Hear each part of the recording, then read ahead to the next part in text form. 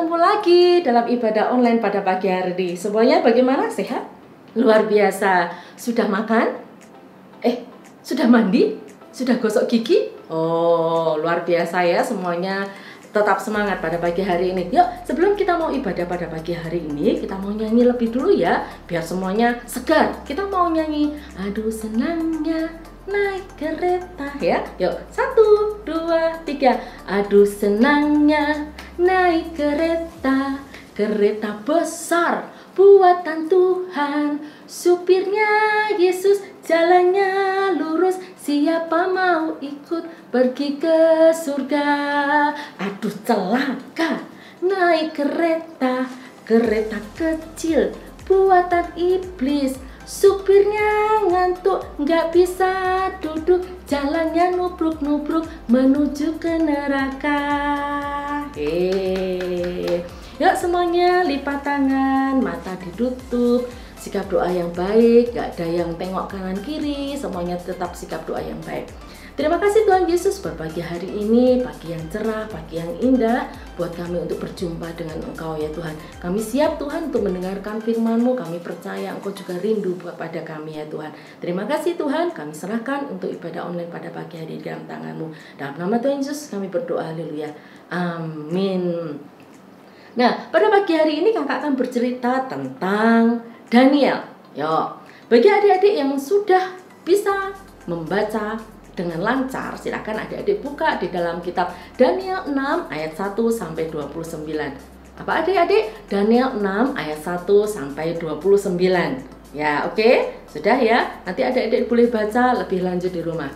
Nah, ini kisahnya tentang bangsa Israel adik-adik. Bangsa Israel yang memberontak pada Allah.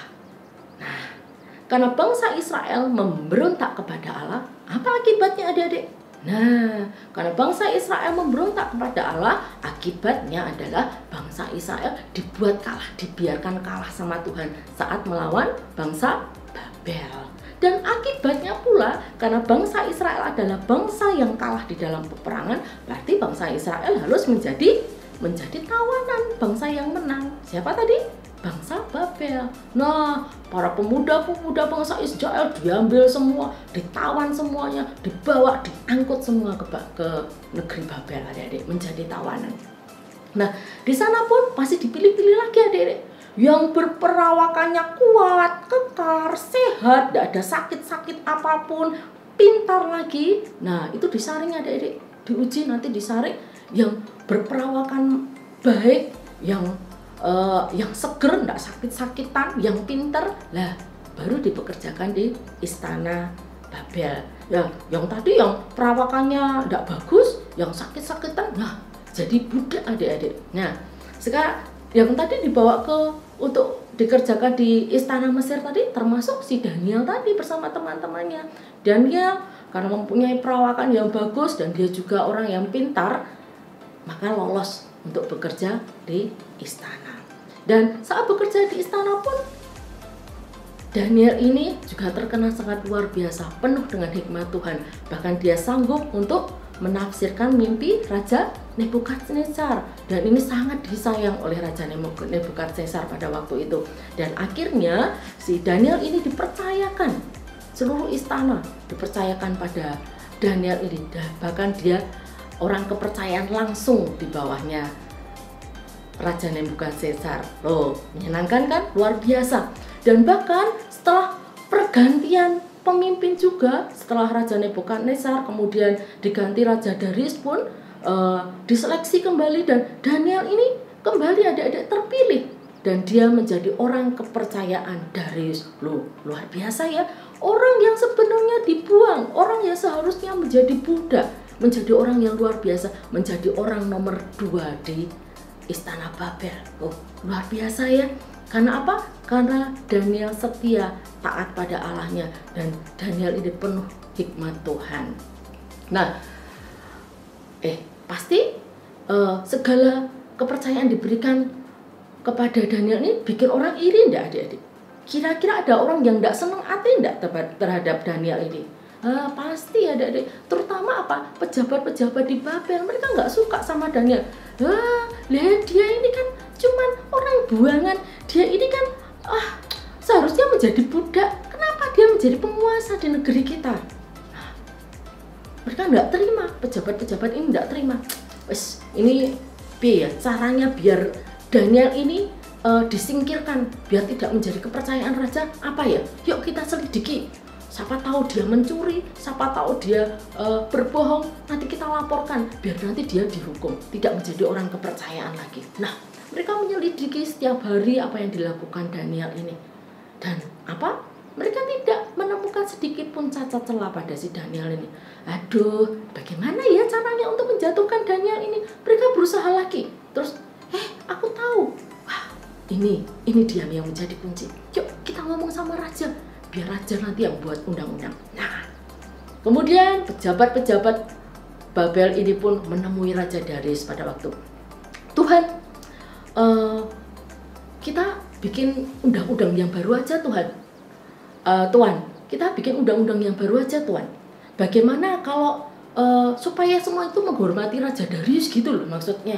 Jadi kita buat aturan supaya tidak ada seorang pun boleh mengajukan permohonan walaupun itu kepada Allahnya, kepada dewanya atau kepada manusia sekalipun nggak boleh, harus mengajukan permohonan kepada Raja Darius supaya Raja Darius itu diagungkan. Nah, akhirnya apa yang dilakukan Raja Darius ini? Raja Darius menyetujui usul mereka. Ya, enggak apa-apa, itu baik saja, lakukan saja, buat undang-undang seperti itu. Nah, saat undang-undang itu diteguhkan, Daniel dengar enggak adik-adik kira-kira? Dengar. Daniel tahu bahwa ada undang-undang dilarang menyembah Allah, dilarang menyembah dewa lain, dilarang mengajukan permohonan bahkan kepada manusia lain pun tidak boleh, kecuali hanya pada Darius saja. Terus apa yang dilakukan Daniel ini setelah dia mendengar undang-undang itu? Daniel tetap saja dia melakukan seperti biasanya, setiap pagi, siang, malam dia selalu berdoa kepada Allahnya. Dia tidak gentar. Dan itu dilihat oleh para pejabat. Nah, sudah nih, dapat ini satu kunci kesalahan ini supaya dia nanti dihukum. Nah, akhirnya pejabat-pejabat ini berbondong-bondong datang pada Raja Darius. Raja Darius, itu ada yang melakukan kesalahan, ada yang memberontak, ada yang tidak nurut sama undang-undang ini. Oh, siapa? Dihukum saja, dihukum saja. Iya tuanku, dia tetap menyembah pada Allahnya. Siapa? Daniel. Aduh, waktu itu Raja Darius pun, aduh, kenapa ini hamba yang sangat aku sayangi, orang kepercayaanku. Lah, tapi karena undang-undang itu sudah dibuat, maka harus dijalankan. Dan akhirnya Daniel pun akhirnya dihukum, dimasukkan ke gua singa. Dan di situ ada banyak singa yang sedang kelaparan. Tapi apa yang terjadi adik-adik? Tuhan tetap menyertai Daniel. Karena dia melihat betapa setianya. Saat Daniel harus dihadapkan satu pilihan. Kamu pilih tetap menyembah Allahmu atau tidak menyembah Allahmu. Kalau kamu tetap menyembah Allahmu, kamu dihukum loh. Dihukum mati loh. Dicapik-capik singa loh. Apa kamu memilih untuk tidak menyembah Allahmu? Oh, kamu tetap pada kedudukanmu.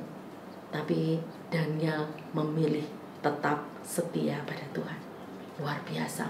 Walaupun dimasukkan ke kandang singa dan singa-singa itu sedang kelaparan, tapi dia tidak takut. Dia tetap menyembah kepada Allah. Dan akhirnya Tuhan pun melihat betapa setianya Daniel saat menghadapi permasalahan itu, saat dia dihadapkan pada pilihan dan dia memilih yang tepat. Akhirnya Tuhan mengatupkan mulut singa itu dan tidak ada satu cacat pun dalam tubuh Daniel. Dia selamat, dia tidak diterkam oleh singa. Nah, luar biasa. Firman Tuhan pada pagi hari ini mengajarkan hal yang luar biasa. Setiap hari, setiap waktu, setiap saat kita mesti selalu dihadapkan pada pilihan adik-adik. Nah, kita mau pilih yang mana? Mau milih, tentu saja kita sebagai anak yang Tuhan, kita harus memilih yang terbaik. Saat seperti masa pandemi ini, kita harus ibadah di rumah. Kita mau memilih tetap ibadah on time jam 8 pagi, jam 7 pagi, atau kita mau enak-enak tidur. Ini pagi kan enak mau tidur. Ini kan hawanya sejuk, hawanya hujan begitu, enak tidur. Pagi itu enak tidur. Atau kita tetap harus bangun pagi. Aku mau ibadah. Adik-adik mau memilih yang mana? Saat kita diperhadapkan, saat ada teman-teman, halah ngapain ikut ibadah, yuk kita main sepedaan aja. Minggu itu adalah minggu yang santai, saatnya kita bersepedaan keluar. Ataukah kita mau tetap, nanti saja setelah ibadah, pokoknya aku mau mendengarkan firman Tuhan terlebih dahulu. Adik-adik mau memilih yang mana? Kakak yakin adik-adik selalu memilih yang terbaik. Adik-adik mesti akan memilih dan mengutamakan Tuhan terlebih dahulu, seperti Daniel, ya toh? Nah, karena Tuhan sudah memberkati kita luar biasa. Amin. Ya, demikian firman Tuhan. Mari kita semuanya lipat tangan, mata ditutup, kita mau berdoa mengucap syukur pada Tuhan. Terima kasih Tuhan Yesus buat firman-Mu pada pagi hari ini. Firman-Mu yang meneguhkan hati kami. Kau mengajarkan kami melalui Daniel yang setia. Setiap waktu, setiap saat, kami selalu diperhadapkan pilihan Bapa. Kita mau bermalas-malasan, atau kami tetap harus bertekun, berdoa, beribadah pada Tuhan. Ajar kami, juga adik-adik sekolah minggu, untuk selalu memilih yang terbaik ya Bapa. Bagi kemuliaan nama-Mu, mengutamakan yang terbaik. Karena kami yakin Tuhan, banyak berkat-Mu tersedia buat kami semuanya. Terima kasih Tuhan buat firman-Mu pada pagi hari ini. Biar kami belajar seperti Daniel yang selalu mengutamakan Engkau.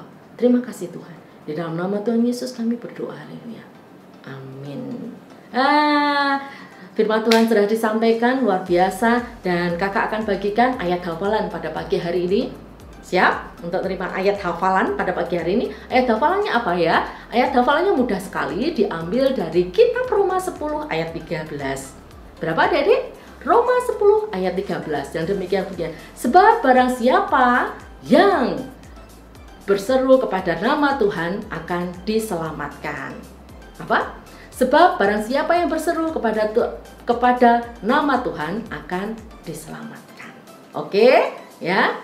Tetap rajin mengikuti ibadah. Oh iya, tantangan. Kita belum ada tantangan ya. Oke, tantangannya setelah adik-adik menghafalkan ayat sekolah minggu, tantangannya mudah. Ya adik-adik, lagi-lagi foto adik-adik. Adik-adik bisa foto selfie, tapi kali ini fotonya selfie adalah tunjukkan sikap doa yang baik. Seperti Daniel tadi, meskipun dia diancam mau dihukum, tapi dia tetap berdoa pada Tuhan dengan sikap doa yang baik. Yuk, sikap doa yang baik itu kayak apa toh adik-adik? Tangan dilipat, mata ditutup, ya. Tangan dilipat, mata ditutup, berdoa yang baik. Cuman gitu, difoto, nanti dikirimkan kakak sekolah minggu. Oke, Tuhan Yesus memberkati. Sampai bertemu lagi minggu depan. Tetap jaga kesehatan, tetap mengikuti peraturan. Kalau keluar rumah tetap memakai masker, tetap rajin cuci tangan, makan makanan yang bergizi ya. Tetap jaga kesehatan ya. Sampai jumpa minggu depan. Tuhan Yesus memberkati.